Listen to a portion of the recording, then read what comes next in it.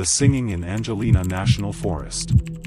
The heat had finally broken by the time Marcus pulled his truck into the primitive camping area deep within Angelina National Forest.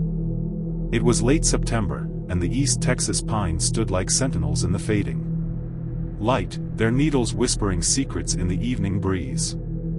He'd been planning this solo camping trip for months, ever since the divorce papers were finalized. 3 days alone in the wilderness to clear his head, to remember who he was before everything fell apart. Marcus had camped in Angelina before, back in college, but that was nearly 15 years ago. The forest felt different now, older somehow, though he knew that was ridiculous. Trees didn't age noticeably in a decade and a half. Still, as he set up his tent in the designated spot near the Neches River, he couldn't shake the feeling that the woods were watching him with ancient, patient eyes. By the time he had his camp established, full darkness had settled over the forest. The canopy was so thick here that even the stars seemed distant and cold. Marcus built a small fire, more for company than warmth, and settled into his camp chair with a flask of whiskey and a well-worn paperback he'd been meaning to read. The sounds of the forest enveloped him, the chirping of crickets, the occasional hoot of an owl, the rustling of small creatures in the underbrush. It was peaceful. Exactly what he needed. He must have dozed off in his chair because when he jerked awake, the fire had burned down to embers and his book had fallen into the dirt. Marcus checked his watch, 11:47 p.m. He'd been out for over an hour. He was about to bank the fire and crawl into his tent when he heard it singing. It was faint at first, so faint he thought it might be the wind playing tricks through the pine branches. But as he sat perfectly still, barely breathing, he realized it was definitely a voice. A woman's voice, high and clear, singing something he couldn't quite make out. The melody was strange, not quite following any musical structure he recognized. It rose and fell in unexpected patterns, sometimes lingering on notes that seemed to shimmer in the air. Marcus stood up, his heart beginning to pound. The singing was coming from deeper in the forest, away from the camping area. He knew there were other campsites scattered throughout this section of Angelina, but they were supposed to be at least half a mile apart. Sound could carry strangely in the woods at night, but this seemed impossibly clear. "Hello?" he called out, his voice sounding small and uncertain. "Is someone there?" The singing stopped immediately, cut off mid-phrase like someone had pressed a mute button. The silence that followed was absolute. Even the crickets had gone quiet. Marcus felt the hair on the back of his neck stand up. "I'm sorry if I'm disturbing you," he said into the darkness, feeling foolish. I heard singing. Nothing. Just that oppressive, unnatural silence." Marcus grabbed his flashlight and swept it across the tree-line. The beam seemed weak, swallowed up by the darkness between the pines. He saw nothing but trees and shadows and the gleam of eyes that might have been a raccoon or possum. He stood there for a full 5 minutes, listening, watching, but the singing didn't return. Finally, he shook his head, laughing nervously at himself. Probably just another camper, he thought. Someone who didn't appreciate being interrupted. Or maybe it had been a weird echo, or his half-asleep mind playing tricks on him. He added another log to the fire, watched it catch, then crawled into his tent. Sleep came easier than he expected, and he didn't dream. The next day was perfect. Marcus hiked along the Neches River, spotted a pair of red-shouldered hawks, and even managed to catch a few small bass that he released back into the water. He saw no other people all day, which suited him fine. By the time he returned to camp in the late afternoon, he'd almost forgotten about the singing from the night before. Almost.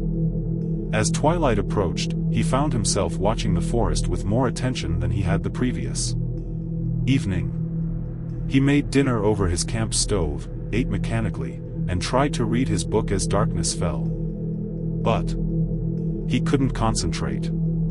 He kept glancing up, listening for that voice. It came again at 11:43 p.m. This time Marcus was wide awake when the singing started. It was the same voice, the same strange melody. But now it seemed closer. Much closer.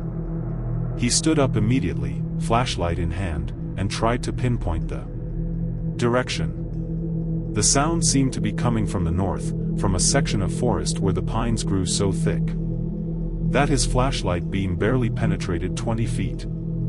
"Who's there?" he called out, trying to keep his voice steady and friendly. "Do you need help?"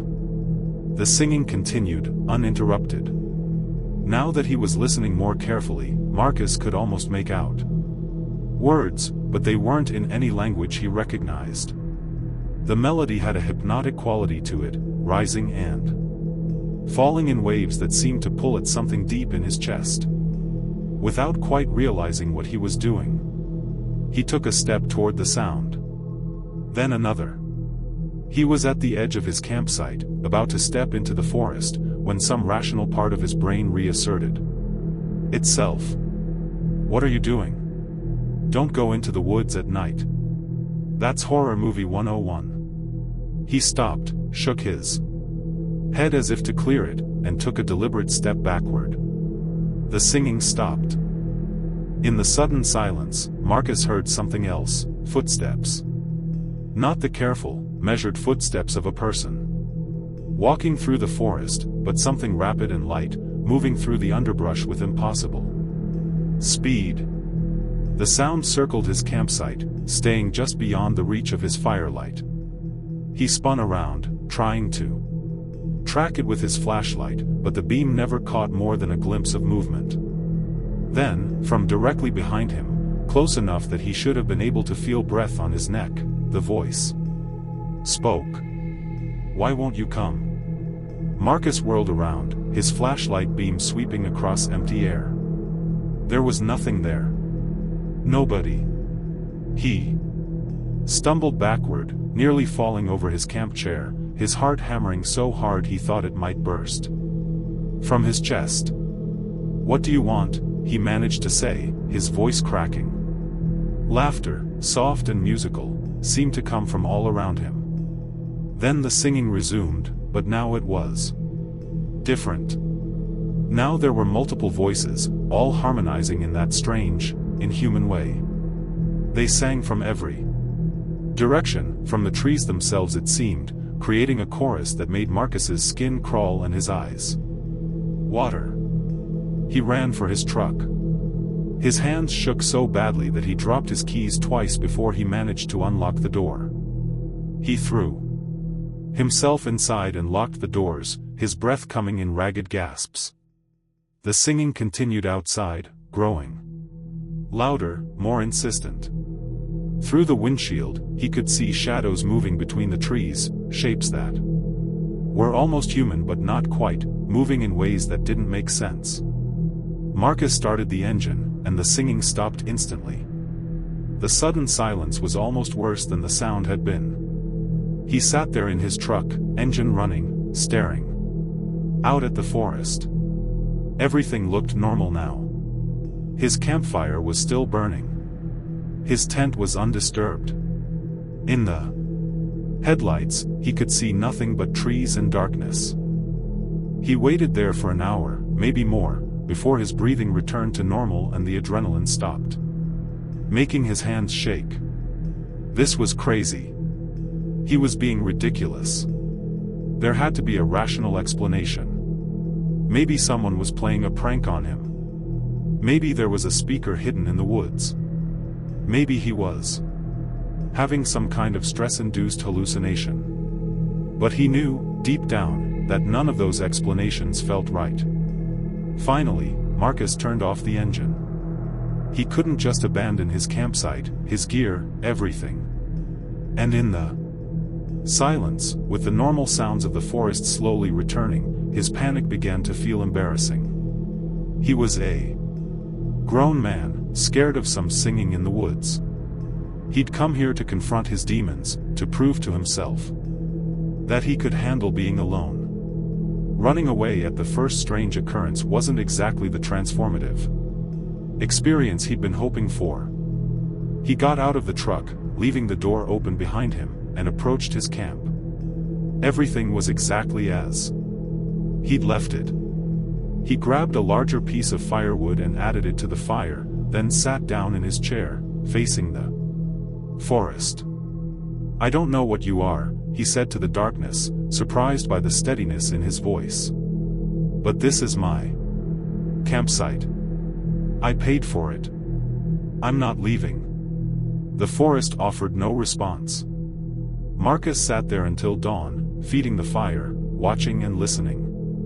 The singing didn't return. Neither did the voices or the laughter or the impossible shapes in the darkness.